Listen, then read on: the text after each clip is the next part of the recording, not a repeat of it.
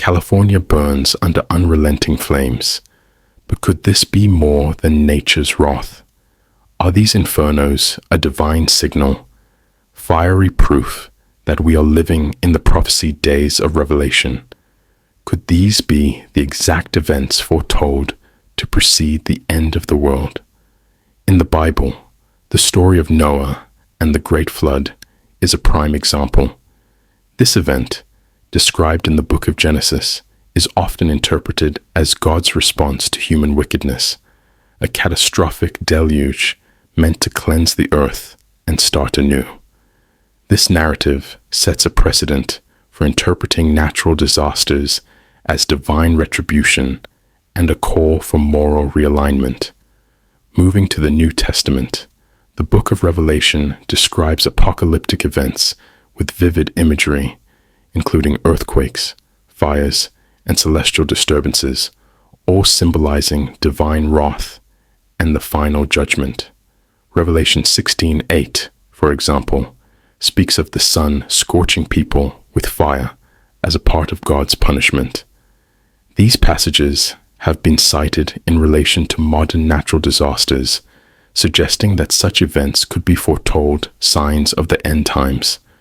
To bring historical context to our discussion, we consider how societies have reacted to and interpreted disasters in the past. For instance, the Lisbon earthquake of 1755, which devastated Portugal and impacted theological thinking across Europe, prompted widespread debate about the nature of God and the interpretation of divine will through natural events.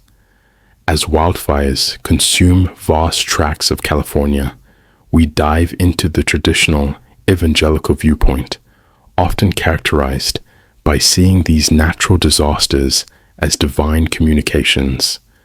Prominent evangelical leaders have suggested that events like these serve as grim reminders of the prophesied end times, calling for repentance and moral realignment in society.